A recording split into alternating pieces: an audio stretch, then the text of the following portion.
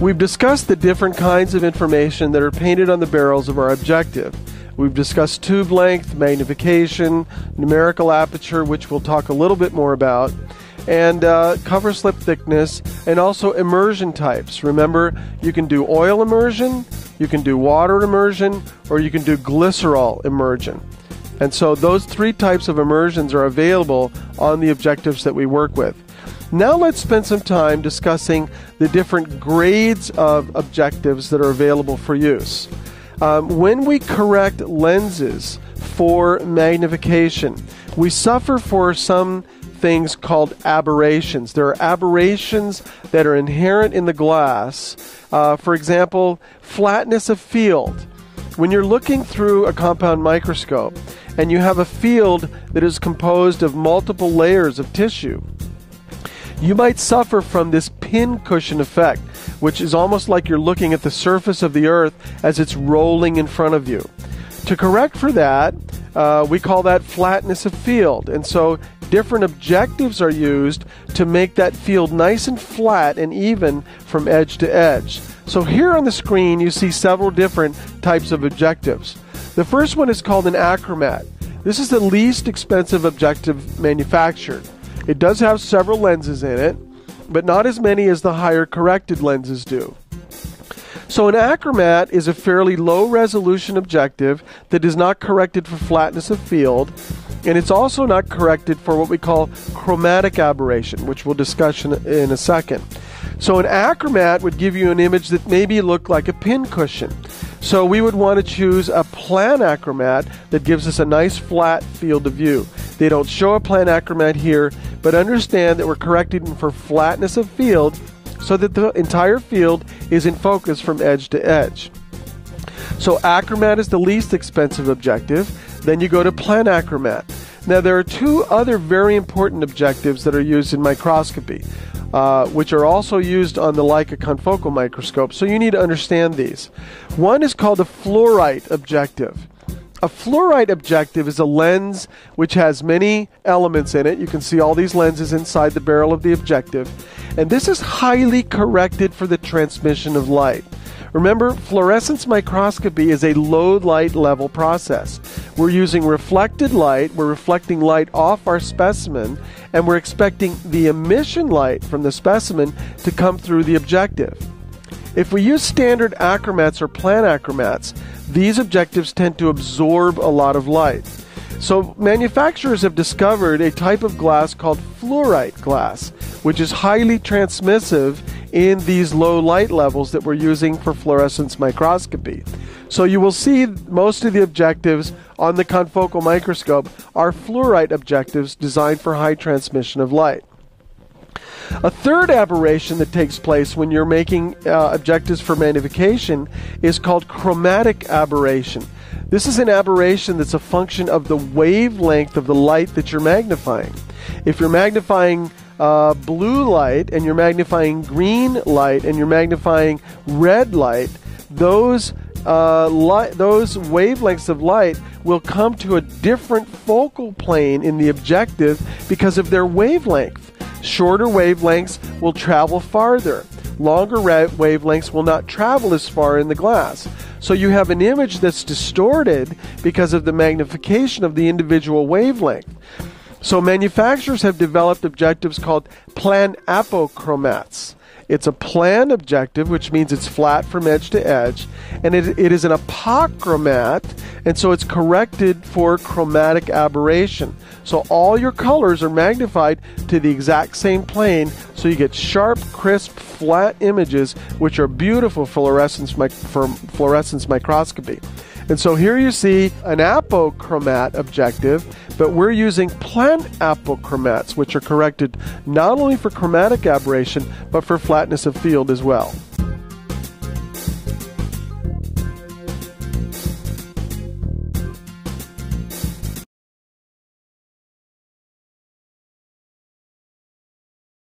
There are other things that are important about interchangeability of objectives from microscope to microscope. Here you see two different size objectives on this figure. One is an old style fixed tube length or 160 millimeter tube length objective, which has a smaller thread. This has a 20.32 millimeter thread. This is called the Royal Society thread, and for about 150 years most microscopes employed this kind of objective. Well, the manufacturers have changed and they've gone to bigger objectives with a larger thread, so you cannot interchange a lot of the objectives from the older microscopes onto the newer ones. And notice also the barrel length is much larger. Another thing that's important is that these are now infinity corrected objectives, whereas before they were 160 millimeter tube length. Another important feature for you to see is the immersion. We talked about immersion objective. Here is an immersion objective where we have a drop of immersion oil in between the objective and the cover slip that's on your slide, which contains your specimen. So in this case, you might be using immersion oil, you might use water, a water immersion objective, or you might use a glycerol immersion objective. All three of these are available on the Leica confocal microscope. Another important feature that we discussed previously was numerical aperture. Remember that numerical aperture is a function of the light gathering capability of the lens. It's the strength of the objective at bringing light into the optical path to resolve your image. You'll notice here that we have three different objectives displayed on the screen. These are all the same magnification objective, but they all have improving numerical aperture. Notice that as the numerical aperture of the objective improves, the working distance is decreased. So when you're working with a very high NA, high numerical aperture objective, your working distance is going to be markedly reduced. It's very important that you remember this so that you know where to focus your objective to look at your specimen. And you can see it's a very complex formula that is used to compute numerical aperture. It's based on the wavelength of light, and we won't go into a technical discussion of that. But notice that this cone of light narrows as the numerical aperture increases on our objectives. So we want to use a very high NA objective to get the best possible images that we can. Another important concept on the microscope is the concept of parfocality. When you're looking through a 10x objective and you're in focus and you want to go to another magnification, it's not necessary to lower the focus of the stage. You can be in focus at 10x and go to your 20x or 40x and be within a half a turn of the fine focus. This is called parfocality and is available on most modern microscopes. Let's discuss the concept of resolution. Resolution is the ability of the objective to resolve two separate structures that are separated by each other. The closer the distance between two objects that are not one object, the better the resolving power of the objective. So resolution is the function of the spacing between two separate objects that allow each one to be individually resolved. We're not going to discuss the formulas, but I do have a diagram that shows this. And on this diagram you can see several individual spots, and they have halos around them. That's a function of the wave properties of light, but we will not discuss that. But here you see an unresolved structure, so we have two dots that seem to be touching each other. They are unresolved. Here we have two dots that are just about to separate from each other. Again, they're not individually resolved. And here we have several dots that are completely separate from each other, and so each dot is fully resolved in the microscope. Now, most microscopes that are high quality today can resolve features that are about 500 nanometers in size, maybe a little bit better depending on the wavelength of light that you work with. So you can expect to resolve something on the order of 400 to 500 nanometers in your specimen. When we're using light in a microscope, the light can be refracted by the different mediums that it goes through. For example, when light transitions from air to glass, it is refracted or bent based on the density of the glass. So the light is going to be refracted by the cover slip. It's going to be again refracted by the mounting medium that's in around the specimen. It's also going to be refracted by the specimen, and it'll be refracted by the slide itself. If you use immersion fluid between the objective and the cover slip, the light will also be refracted by that immersion fluid. So it's important to remember that light is being bent by everything you're putting it through, and so you must use the proper materials to get the highest resolution out of the objective.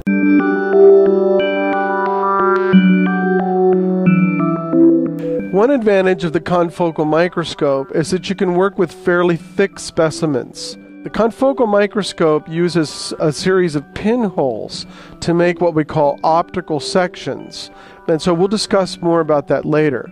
But an important concept to understand is the depth of focus of your image and the numerical aperture of the objective. They work together. And so here I have a diagram that shows a low numerical aperture objective with a very large depth of focus.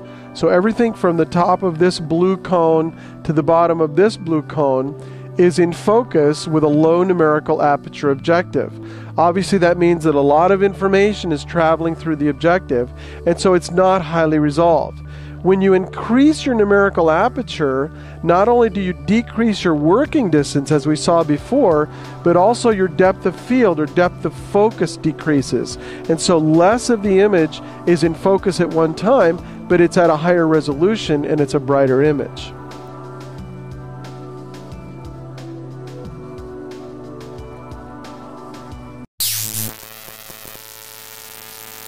Now let's discuss Kerr illumination, or alignment of the microscope. And to do that, we're going to refer back to an earlier diagram that we used previously that shows you the field diaphragm in the microscope. Remember, the light leaves the illuminator and travels through the field diaphragm on its way up to the stage. We want to align our optical system so that we have no specular reflection or internal reflections in the microscope. And in order to do that, we have to close down the field diaphragm so that we see it in the field of view.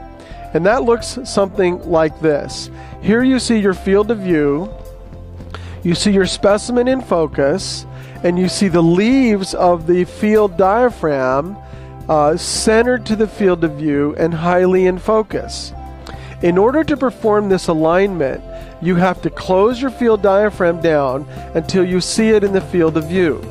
Then you raise and lower your condenser until these leaves become nice and sharp. Once the leaves are sharp, based on the height of the condenser, you use alignment knobs on the condenser to align that diaphragm to the field of view.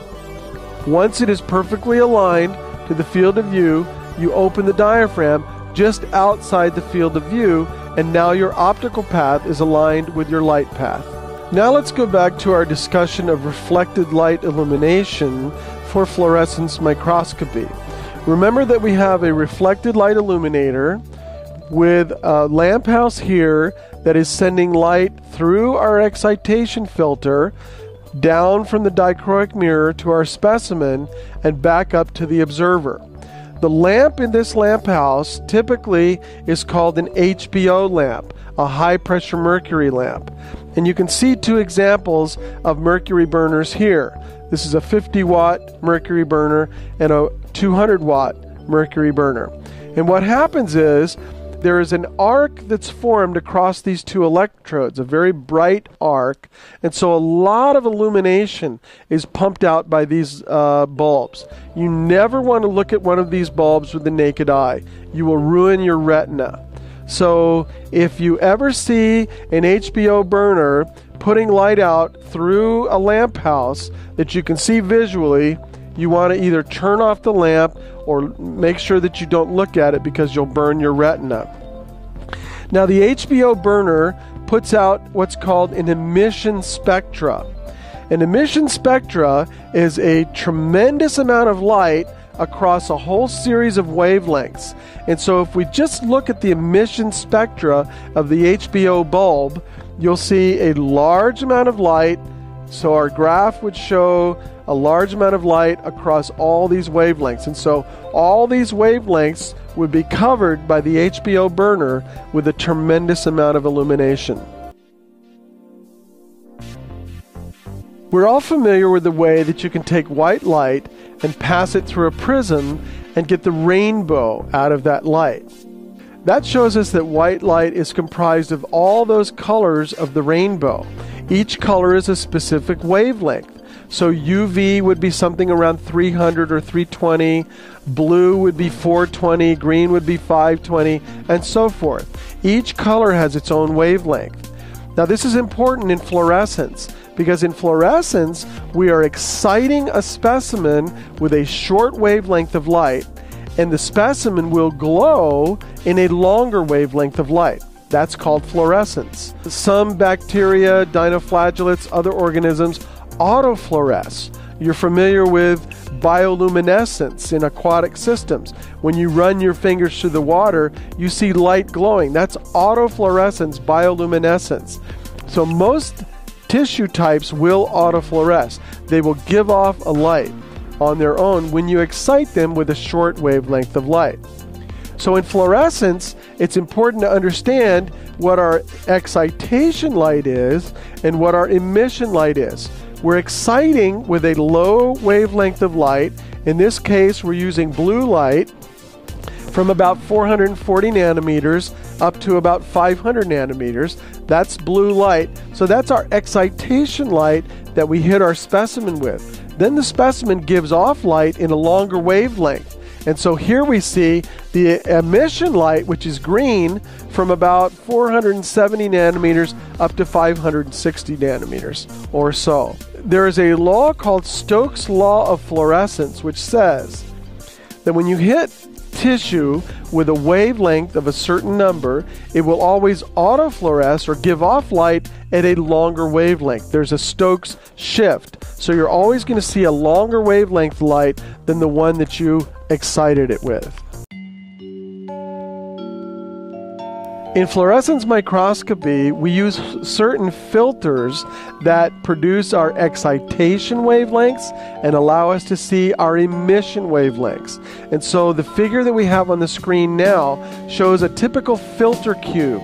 And in the filter cube, we have light coming in from the illuminator into the excitation filter. So this is the filter that's going to deliver the specific wavelengths of light to our specimen. Once that light hits our specimen, emission light will come off our specimen, and so that's going to travel from below and come through this dichroic mirror. So light coming in hits the dichroic mirror and is reflected down. Emission light comes from the specimen, passes through the dichroic mirror, and then passes through a barrier filter. The barrier filter is going to restrict the emission light to the actual wavelengths that we want to see.